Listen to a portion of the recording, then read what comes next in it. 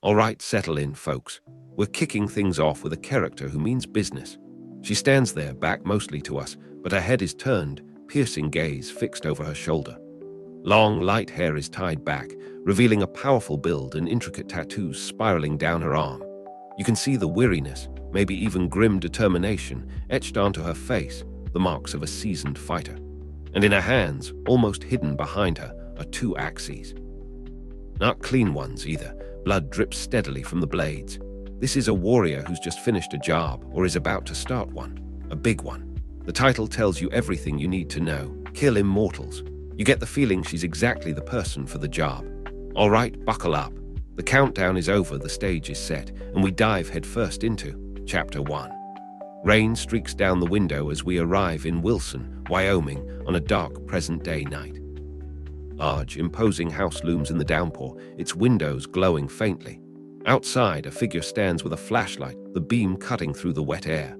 An internal voice speaks, heavy with regret. Time makes you forget things, it says. Tricks you into thinking ideals never die. But they do die. The focus shifts to the muddy ground near a fence. An ornate, heavy axe lies there, slick with dark blood. The sound of impact echoes, THWAKK. It's the sins that are forever, the voice continues. Carved in wood and drenched in blood, my family's and mine own. A man in a dark suit emerges from the shadows, a pistol held firmly in one hand, a heavy club or cane behind his back. Rain glistens on his sharp features. You'd think I'd have learned that, he says, his voice low and weary. But that's why my story is fated, as a tragedy. There's a low, dragging sound, SHURK. Inside the opulent house, under the flickering light of the storm, a group of men in sharp suits are clearly on edge. Through the rain-streaked windows, you can see the downpour outside. One man speaks nervously, pacing. Ray doesn't just disappear. He's head of security. He's supposed to protect us. Another adds, we have all our guys out looking. A third man, looking dismissive, says, Evan, the Esvalds are just businessmen. Big, rude, dumb Europeans. Someone corrects him flatly. Norwegians. Another man with a worried frown mutters, no, something's not right. The mood shifts dramatically as one of them, his voice sharp with fear, barks, Pack UP, we're leaving people. He turns to his companions, his expression panicked. This is crazy. We're leaving our own home just because we rejected their ridiculous offer. Another replies, trying to sound confident, Evan, they know who we are. We're Fortune 100 CEOs. They aren't going to do anything. But the first man's eyes widen slightly as he looks at a bold man with glasses. There are stories, Kurt, he says, his voice dropping, the fear palpable. The men turn and hurry towards the exit, a sudden, desperate scramble. The tension is thick as the men rush through the grand foyer. The bold man, Kurt, recounts grim tales. Last year, a Russian oligarch in arms manufacturing said no to them, he says, his voice low. They crashed his plane. Another man adds, the fear growing in his eyes. There was a UAE prince who pushed them out of Dubai. They murdered his son at his son's wedding. One of the men tries to dismiss it, gesturing wildly. Evan, they just use these rumors for intimidation, he insists. Another echoes the sentiment, trying to project calm. This is the 21st century. It's just business, civilized business. Evan, however, looks increasingly desperate, sweat beading on his forehead despite the rain outside. I'm telling you, there's nothing to worry about, he tries to reassure himself, even as his face contorts with anxiety. Suddenly, with a violent crash, glass shatters inwards, rain and jagged shards spraying into the room. Suddenly, with a violent crash, glass shatters inwards. Three massive figures burst through the window, rain and jagged glass shards flying everywhere. They are men in suits, but their clothes are drenched in blood, their faces grim and bearded, their eyes cold. They aren't carrying guns. They wield ancient, brutal weapons. One has a massive, ornate axe, another a heavy hammer, and the third a bloodied sword. They bellow a guttural war cry, RARGH. The scene explodes into chaos. One of the attackers swings his hammer down with savage force, blood spraying. Another thrusts a blade, a horrifying SHKK sound accompanying the strike. Panic screams fill the air as the suited businessmen realize the rumors weren't intimidation. This is the brutal reality. The businessmen panic, scrambling, some pulling out pistols, firing wildly. But the attackers are relentless. With a sickening GHUNK, a businessman is struck down. a choked AAAH escaping his lips as blood splatters. The man with the axe swings it horizontally, THWAKK. Another man's head explodes in a gory mess. The bald man, Kurt, who spoke of the stories, is impaled clean through by a spear or sword, a brutal KVSH sound as it punches through him, blood erupting outwards. The attackers cut through the room with brutal efficiency, their ancient weapons proving far more deadly than the modern firearms. Evan kneels amidst the carnage, his face pale with shock and grief. He looks down at the fallen bodies of his colleagues, his voice trembling. "My brother, that was mine." The hulking figure with the axe stands over the dead, axe dripping blood, completing Evan's sentence with chilling calm. "It was." Evan's face contorts with rage, tears and rain mixing on his cheeks. "You, goddamn, barbarians." One of the blood-soaked attackers replies, almost with a shrug, "Aye, we can be barbaric if you prefer." The man with the sword adds, his tone matter-of-fact, "But we're just here for that contract." The leader leans down, bringing his blood-soaked face close to Evan's. "Now that we have your attention," he says, a cold glint in his eyes, "let's talk business." Suddenly, the scene shifts dramatically. We're in Paris, France, under the dazzling, blinding lights of a high-fashion runway show. Models strut past a seated audience, all eyes seemingly focused on the spectacle. But our attention is drawn to someone sitting slightly apart, observing with a detached air. It's the woman from the cover, same intricate tattoos on her arm, same intensity in her eyes, though here they're partially hidden by dark sunglasses and a wide-brimmed hat. Her internal thoughts drift through the air like whispers amongst the music and the crowd murmur. She reflects on coming from a certain kind of family, one with lots of presentation, expectation, and conflict. She muses, life is nothing more than a service to a name, really. A demand with one everlasting rule, never go against that name. She looks out at the crowd, a hint of cynicism on her lips. "Who am I?" she asks herself, and answers with quiet resignation, "I'm nobody of consequence," with little interest in the spotlight. As a model walks by, she glances down at her phone, the screen displaying crucial information. Flight status, Air Exclusive Jet 22, departing in 2 hours at 10:11 p.m. from Hangar 5. She might not want the spotlight, but she clearly has somewhere important to be. As the fashion show buzzes from the glitz of Paris, we shift dramatically to Dadaab, Kenya. The scene is a refugee camp, dusty tents stretching into the distance. Aid trucks are being unloaded, a crowd of people patiently waiting. Here, amidst the struggle, is Sarah Asvald, dressed simply in shorts and a t-shirt, her blonde hair tied back. She's handing out supplies, a gentle expression on her face. Someone speaks to her, their voice may be a little surprised. "Come on, it's not just any family. You're an Asvald, daughter of Eric Asvald." Sarah replies softly, looking away for a moment. "I barely see my father, and frankly, I prefer to spend my time trying to help those few people in need that I can." Overhead narration tells us the grim truth. The Asvalds are one of the richest, most powerful families in the world, going back centuries. Accompanying text boxes list their domains: banking, politics, arms dealing, stories of secret societies and hostile takeovers. Back on Sarah, her face hardens slightly, her eyes reflecting a deep weariness with her lineage. Her internal voice declares, "I'm not in the business, and I'm not my family." The dusty, dry landscape of Kenya stretches out under a setting sun, a bridge spanning a gorge in the distance. Inside a car, Sarah Asvald is talking to her driver, a man named Owen Jabari. And comments, "Come on, off the record, love. I know you've led an interesting life." Sarah, looking out the window, replies with a wry smile, "I'm just a girl who likes old movies, good vodka, and a nice." Owen cuts her off, giving her a knowing look. "You know enough intimate details."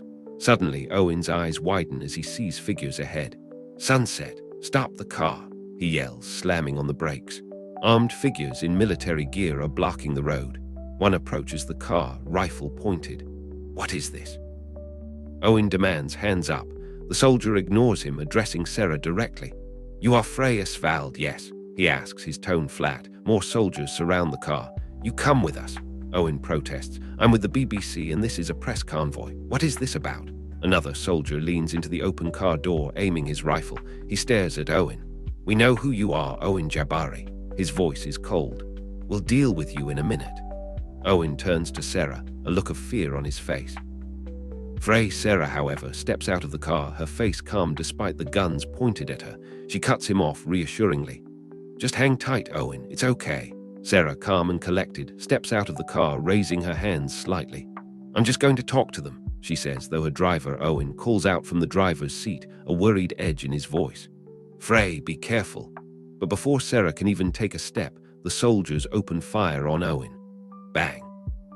The sound is deafening, and Owen is instantly hit, blood spraying everywhere inside the car. Bang, bang, bang, more shots ring out, tearing through the vehicle and Owen. Sarah, standing outside, is showered in blood, her face a mask of shock and horror. Owen slumps over, lifeless. My God, what happened? She cries, her voice trembling. She scrambles back into the driver's seat, grabbing the wheel.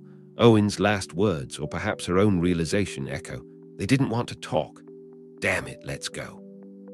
She grits out, slamming the door shut, the sound muffled by the continued gunfire. The scene shifts again, this time to a city street at night, lights blurred by moisture or dust. There are cars and figures moving, but a sense of unease hangs in the air. Inside a building, perhaps a temporary clinic, Owen Jabari is helping Frey clean the blood off her face. He's alive, miraculously unharmed. Were they thieves or kidnappers? He asks, still reeling from the attack. Frey, looking shaken but composed, replies, How did you get the gun? Owen seems surprised she's focused on that. A bit of luck, I guess. His expression turns serious, concerned. But how did they know your name? Frey, what was all that? I have a right to know the truth. Frey meets his gaze, her eyes troubled. She dries her face slowly. It's my family, Owen, she says quietly, the weight of the words heavy. Her voice drops, reflecting on the asphalts. All too often, danger and violence find them. And then find me. Owen looks at Frey. Owen, pacing with concern, urges Frey. I know if someone is trying to hurt you, we should go to the authorities. Use the sunlight for our protection. Frey walks away, wiping her face with a cloth. The authorities don't do much against my family's enemies, she replies, her voice flat. These are conflicts of the shadows. Owen's eyes narrow with dawning realization. Which means they'll find me too. Frey turns back to him, looking distressed, still dabbing at her face. They know about you and I, which is why you will have to come with me. Owen asks simply. Where? Frey's face hardens, her eyes filled with a fierce, cold light. To see my father, she states, her voice ringing with sudden resolve. Ask what this is all about, and demand their protection. We leave the dust of Kenya for the stark, beautiful landscape of Dallasisla, Iceland. A sleek sailboat cuts through the water, approaching a striking, modern house built into the hillside. On the deck of the boat are Frey and Owen. Owen looks out at the shore, a little apprehensive. What will we tell them about us? He asks. Frey is leaning against the railing, looking towards the house. Only what they need to know, she replies. Owen presses her slightly. Why are you worried about meeting my family? He then asks, changing the subject. What about your brothers? Frey sighs, rolling her eyes slightly. Thor's just big, Leif's just overly righteous, and Stein's just an ass. She turns to Owen, a small, reassuring smile on her face, leaning into him. Nothing to worry about. This is where I grew up. But the peaceful image is undercut by her internal thoughts, cold and chilling. I know where all the bodies are buried. The sailboat docks at the foot of the modern house in Iceland. On the jetty, one of Frey's brothers, Stein, awaits their arrival. He's dressed in a stylish suit, oversized coat, and flashy gold chains, looking every bit the entitled ass Frey described. He greets them with a sarcastic flourish. Look who came to visit, and with Mr. BBC. It's really been ages. Frey steps onto the dock, a forced smile on her face. Hey, beer, Stein, she retorts, matching his tone. You look skinny, too much partying. Stein dismisses her with a wave of his hand. In this economy, no, just worrying about you, watching you waste all that money on charities. He turns his attention to Owen, a smirk on his face. You're a reporter, right? Tell Frey here that charities don't actually help anyone. Owen, looking uncomfortable but composed, replies evenly, I'm more of a journalist, not a reporter. Stein shrugs, a condescending look in his eyes. Oh, is there a difference? The tension between the siblings is palpable. As Frey and Owen reach the top of the steps from the dock, another figure greets them. It's Leif, dressed in a sharp suit, leaning against a railing. Frey gestures towards him. Leif, Owen Jabari. She turns to Owen, lowering her voice slightly, a wary look in her eyes. Owen, my brother Leif, he's the dangerous one. Leif replies smoothly, a faint smile playing on his lips. Only to my enemies. In the background, valets begin to unload their bags from the sailboat. Stein, still standing there, adds dismissively, "And you met my younger brother, Stein." Frey gives a tight, sarcastic smile. "Oh, so charmed." Stein waves them off. "The valets will show you up." As Frey and Owen walk past Leif towards the house, Owen glances back at the brothers, a flicker of concern on his face. He turns to Frey, his voice low. "Nothing to worry about, eh?" As Frey and Owen walk towards the imposing house, Leif calls out, stopping them. "Frey, a word." She turns, a guarded look on her face. Leif glances at Owen, then back at Frey, his expression serious now. "What's going on with him?" Frey's voice is steady as she answers. "I told you, we were both attacked." Leif's eyes narrow slightly. "They knew him and me, and now you know he's not safe. What the hell are you all into this time?" Frey holds his gaze. "Those are private questions for father," she states firmly. Leif looks skeptical, raising an eyebrow. "Unusual that I want to protect my life, or that I have a life," he retorts. Frey's expression softens just slightly, but her determination remains. "I'm just checking," Leif says, his tone shifting back to something cooler. "Because bringing him. It's just unusual." Frey nods, acknowledging his point, looking out towards the vast landscape. "It's just unusual." She pauses, then adds, her voice quiet, "Maybe it shouldn't be." Leif watches her for a moment, then turns and walks towards the house, leaving them behind. "Maybe," he concedes without looking back, "but it is." As Frey and Owen walk towards the house, they pass an enormous, ancient-looking tree with leaves that shimmer in vibrant shades of purple and blue. Owen looks up at it, awestruck. "Wow, I've never seen a tree like that. It's got leaves that are different colors." Stein, walking ahead, replies casually, "Our family collects rare treasures from every corner of the world." He glances back. "Trees included. It's over 1,000 years old." Frey looks at the tree with a faint smile, a touch of nostalgia in her voice. "I used to draw pictures right under its branches." Leif steps forward. "You have some time before dinner. Father will meet you then." Owen looks concerned, meeting Frey's gaze. "Everything okay?" Frey looks back at him, her expression calm. "Everything's fine." The setting shifts again, this time to a beautiful but tense outdoor dinner on the terrace of the Asvald house in Iceland. Surrounded by the dark mountains and overlooking the water, the family sits around a formal table laden with food. Frey, Owen, Leif, and another imposing man, presumably Thor, are present, along with Erik Asvald, Frey's father. Erik, a man with a stern face and silver beard, sits at the head of the table, his hands clasped, an air of authority about him. He speaks, his voice gravelly. Of course, the family is exposed to these sorts of risks from time to time, but this particular incident with Owen involved, it felt more dangerous. He pauses, considering. Frey addresses her father directly. Frey and Mr. Jabari ask for protection until whatever it is blows over. Erik nods slowly, his gaze fixed somewhere beyond the table. "Of course," he says, his voice flat. "This situation is entirely off the record." At the dinner table, under the warm glow of string lights, Erik continues, addressing Owen with a polite but sharp edge. "And of course, we've nothing to hide, Mr. Jabari, although news outlets these days all have such agendas." Stein chimes in, leaning back in his chair. "Breaking news ratings and talking head spin." Leif, ever the businessman, looks at Owen with a calculating gaze. "You should work with us then. Maybe your own press outlet. There's an idea." Owen, looking uncomfortable but firm, replies simply, "Well, I try to just report the facts honestly." Stein scoffs. "Our media shingle has been looking to disrupt things, put some honest voices in the limelight." Frey, cutting through the pretense, looks directly at her father, her voice clear and unwavering. "Respectfully, Owen just means we're here to protect the family if the family will protect us." At the dinner table, the conversation continues. Erik Asvald, puffing on a pipe, remarks, "But he's clearly a friend now. Makes sense to protect him and his journalism." He adds with a hint of weariness, "It's just a little complicated. Everything is complicated, but you're better off with us." Owen, looking increasingly uneasy, states, "I just don't like private entities owning the news." Leif leans forward slightly, a calculating look in his eyes. "Entities, we just have different preferences for news." Erik gestures dismissively. "Well, enlighten us on your preferences. Come on, it's a free world." Stein chuckles. "Breaking news ratings and talking head spin." Leif presses Owen. "You should work with us then. Maybe your own press outlet." There's an idea. Owen shakes his head. Well, I try to just report the facts honestly. Eric, observing Owen intently, comments, our media shingle has been looking to disrupt things, put some honest voices in the limelight. Frey, sensing the direction of the conversation, cuts in, looking directly at her father. We don't need to do this. Owen can sign an NDA. We can. Eric swirls his wine, his voice dripping with control. Who should own these things then? Corrupt governments, armed generals. Why not a strong, responsible family? Owen looks up, challenging him. Then when does it end? A few families owning everything in the world? Eric leans back, unfazed.